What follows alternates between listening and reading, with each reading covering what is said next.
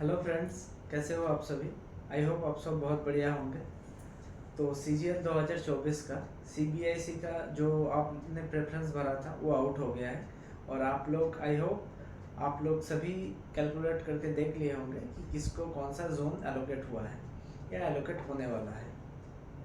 तो all the best सबको। I hope कि सबको मनचाही अपना जोन मिल गया होगा और आप लोग CGL का जो एक चक्र है वहाँ से बाहर निकल पाए होंगे। आज इस वीडियो में मैं बात करूँगा जोन एलोकेशन के बाद के जो प्रोसेस होता है उसके बारे में। उसके बाद में आपका जो होगा DV होगा और फिजिकल मेडिकल होगा। देखिए, फिजिकल का जो क्राइटेरिया है, कितना क्या हाइट चाहिए, ये सब आप नोटिफिकेशन में देख सकते हैं। मैं वो सब के बारे में बात नहीं करूँगा। मैं मेरा 4 बार का DV का जो एक्सपीरियंस रहा वो DV का एक्सपीरियंस शेयर करूँगा। और जो मेरा CGL 2022 में एग्जामिनर का जो फिजिकल हुआ था उसका जो एक्सपीरियंस है वो मैं शेयर करूँगा आपसे। तो पहले आते हैं DV के ऊपर। देखिए, DV में आपने फॉर्म भरते टाइम आपसे कुछ कुछ डॉक्यूमेंट्स मांगा गया होगा कि आपका 10th का सर्टिफिकेट नंबर या 10th का रोल नंबर, ये सब मांगा गया है। तो DV के टाइम में बस वही सब चेक करेंगे। आप लोग जब DV में जाएंगे, बहुतों का बहुत सारा कन्फ्यूज़न होता है कि ये छोटा मिस्टेक है, ये हमको रिजेक्ट कर देंगे क्या, ये सब। आप लोग एक चीज़ ध्यान रखना कि DV जो लेते हैं वो आपको जॉब देने के लिए बैठा हुआ है, आपसे जॉब छीन लेने के लिए बैठा नहीं है। तो अगर आपने कोई फ्रॉड नहीं किया है या कोई डॉक्यूमेंट में आपका बहुत बड़ा गलती नहीं है तो आपको टेंशन लेने का कोई ज़रूरत नहीं है। आपका DV में कोई परेशानी नहीं होगा। एक चीज़ आप लोग ध्यान रखिएगा, जो लोग OBC कैटेगरी में है या EWS में है, तो वहाँ पे जो क्रूशियल डेट है या कट ऑफ डेट है, तो आपका वो कट ऑफ डेट के साथ जो आपका सर्टिफिकेट बना है वो डेट मैच करना चाहिए, मतलब उससे पहले का होना चाहिए आपका। सेम गोज विद द आपका ग्रेजुएशन का रिजल्ट। देखिए, ग्रेजुएशन का रिजल्ट को लेके ना बहुतों के मन में बहुत शंका होता है, दिक्कत होता है कि मान लीजिए किसी का क्या है ना कि जो कट ऑफ डेट दिया था उससे पहले रिजल्ट आ गया था वेबसाइट पे, लेकिन सर्टिफिकेट नहीं मिला था। ऐसा केस बहुत हुआ है। तो इस सब केस में आप DV में जब जाएंगे तो जो रिजल्ट आया था वेबसाइट में उसका एक स्क्रीनशॉट लेके जाइएगा। और आपका जो यूनिवर्सिटी है वहाँ का जो हेड होता है उससे आप ट्राई कीजिएगा कि लिखवा के ले जाने के लिए कि हाँ, इसका इस तारीख पे एग्ज़ाम हुआ था और इस डेट पे इसका रिजल्ट आ गया था। हालांकि इसका सर्टिफिकेट अभी इशू नहीं हुआ है, लेकिन इसका रिजल्ट आ गया था और ये ग्रेजुएट हो चुका है। तो हो गया। इसको लेके बहुत सारा कंफ्यूजन था, तो मैं इसको क्लियर कर दिया। बाकी है कि क्या क्या आपको डॉक्यूमेंट लेके जाना है। डॉक्यूमेंट वही, आपको एक 10th का सर्टिफिकेट लेके जाना होगा, 10th का एडमिट कार्ड लेके जाना होगा, एक आइडेंटिटी प्रूफ लेके जाना होगा HS का, और आपका ग्रेजुएशन का मार्कशीट हो गया, सर्टिफिकेट होगा, बस यही। और आप अगर कैटेगरी से हैं तो कैटेगरी का जो सर्टिफिकेट होता है वो आपको लेके जाना होगा। और हमेशा वहाँ पे एक जो हो एक सेट आपका जेरोक्स मांगता है, लेकिन आप लोग 2 या 3 सेट जेरोक्स बना के लेके जाइएगा। एक जेरोक्स का जो सेट है वो आप घर से सेल्फ अटेस्ट करके DV का डेट डाल के लेके जाइएगा और 2 ब्लैंक रखिएगा। वहाँ पे जो DV का आप कंडक्ट कराते हैं जो ऑफिसर, तो वो जैसा बोलेगा उस अकॉर्डिंग उसको फिल कर दीजिएगा। ये हो गया DV का बात। अच्छा, बाकी कुछ लोग टेक्निकल रेजिग्नेशन लेके आएंगे या तो नॉर्मल रेजिग्नेशन लेके आएंगे। तो जो टेक्निकल रेजिग्नेशन या नॉर्मल रेजिग्नेशन लेंगे तो उसके लिए आपको क्या करना होता है, एक नो ऑब्जेक्शन सर्टिफिकेट लेके जाना होता है आपका पेरेंट डिपार्टमेंट से। पेरेंट डिपार्टमेंट मतलब आप जिस डिपार्टमेंट में अभी वर्किंग हो वहाँ से एक लेटर लिख के देगा कि इस बंदे का इस DV में अपीयर होने से हम लोगों को कोई परेशानी नहीं है। तो वो नो ऑब्जेक्शन सर्टिफिकेट आप अपना पेरेंट डिपार्टमेंट से लेके DV में जाइएगा, ठीक है। बाकी और छोटा मोटा अगर DV को लेके आपका कोई भी क्वेरी रहता है तो आप कमेंट सेक्शन में पोस्ट कर दीजिएगा, मैं उसका आंसर देने का कोशिश करूँगा। अच्छा, अब आते हैं फिजिकल। तो बहुतों को लगता है कि इसका फिजिकल कैसा होता होगा, आर्मी वाला तो फिजिकल नहीं, आर्मी वाला जैसा फिजिकल होता है वैसा तो नहीं कंडक्ट कर रहा होगा कि थोड़ा सा अगर इधर उधर हो जाए तो बाहर करते हैं, नहीं ऐसा कुछ नहीं होता है। तो देखिए, आप लोगों का फिजिकल में जो होगा, एक वॉकिंग होगा, एक साइकिलिंग होगा।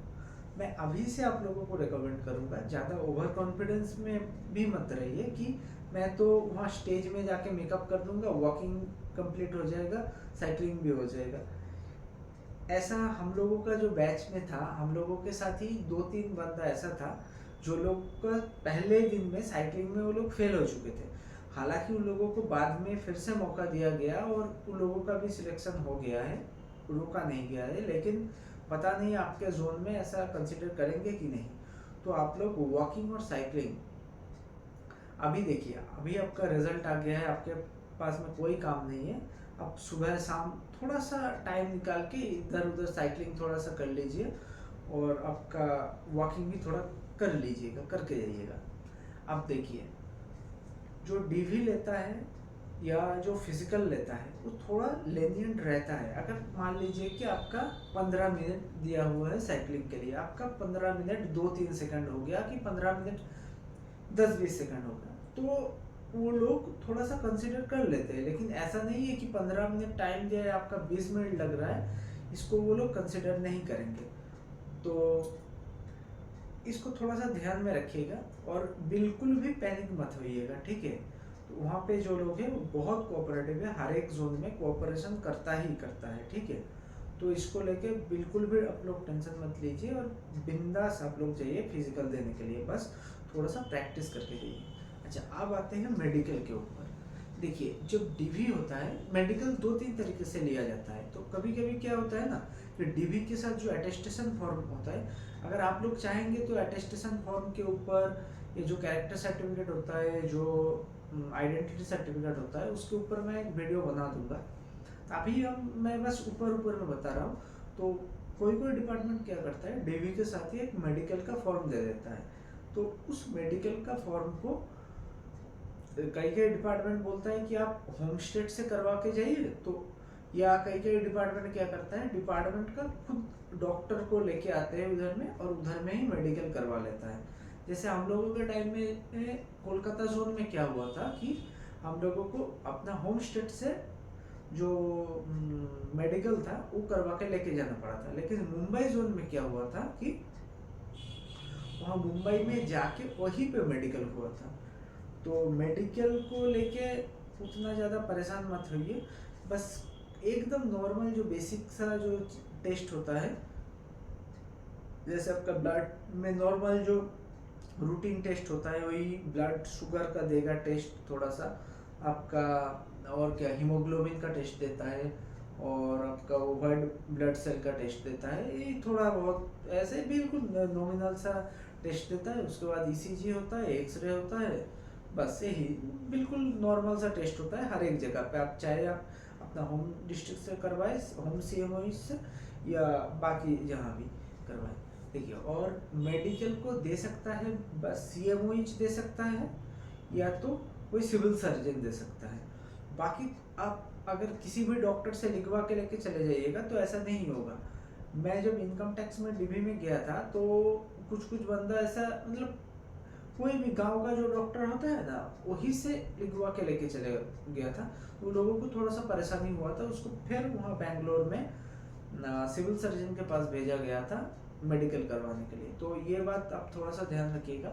और जो लोग टेक्निकल रेजिग्नेशन ले रहे हैं, अगर आपका मेडिकल क्राइटेरिया, आप जिस पोस्ट में है उसका मेडिकल क्राइटेरिया और सीबीआईसी का ईओ, पीओ या जीएसटी इंस्पेक्टर, इसका मेडिकल क्राइटेरिया मैच करता है, मतलब मेडिकल क्राइटेरिया मतलब यहाँ पे वो आंखों का जो कलर विजन है उसी का ज़्यादा बात होता है। तो वो अगर मैच करता है तो आप क्या कीजिए, एक थ्रू प्रॉपर चैनल अपना पेरेंट डिपार्टमेंट को बोलिए, आपका जो डोजियर है उस डोजियर में रखा हुआ होगा आपका पहले वाला मेडिकल सर्टिफिकेट, उस मेडिकल सर्टिफिकेट को जेरोक्स करके उसको अटेस्ट करवा लीजिए। वहाँ पे जो भी असिस्टेंट कमिश्नर होगा या अप्राइजर या सुपरिटेंडेंट या एओ जो भी होगा, उससे अटेस्ट करवा के आप डीबी में शो कर सकते हैं, तो ये डिपार्टमेंट एक्सेप्ट कर लेगा आपका मेडिकल का, तो मेडिकल आपको फिर से नहीं देना पड़ेगा। तो मोटा मोटा ऊपर ऊपर का चीज़ यही है। बाकी अगर आपका कोई भी डाउट रहता है तो आप कमेंट सेक्शन में पोस्ट करिए, मैं पूरा कोशिश करूँगा आपके कमेंट का आंसर देने के लिए। और बाकी ऑल द बेस्ट सबको। आई होप आपका मनचाही पोस्ट मिल गया होगा और मनचाही जोन में मिल गया होगा। अगर मनचाही जोन में और मनचाही पोस्ट अगर मिल गया होगा तो मेरा पर्सनल ये ओपिनियन है कि आप नेक्स्ट टाइम का जो CGL है वो मत दीजिए, क्योंकि CGL में ऐसा कोई पोस्ट नहीं है जो यूट्यूब में आपको भोकाल दिखता है ना कि या GST इंस्पेक्टर का एंट्री, ये सब कुछ नहीं है। ठीक है, आप डिपार्टमेंट में जाइए, अच्छे से काम कीजिए, आपको अच्छा खासा सैलरी मिलेगा। लेवल 7 में GST इंस्पेक्टर में भी जो सैलरी मिलेगा वही ASOCSS में मिलेगा, वही EO में मिलेगा, वही PO में मिलेगा, कोई फर्क नहीं है। ठीक है, तो मेरी तरफ से इतना ही। चलिए, thank you for watching this video.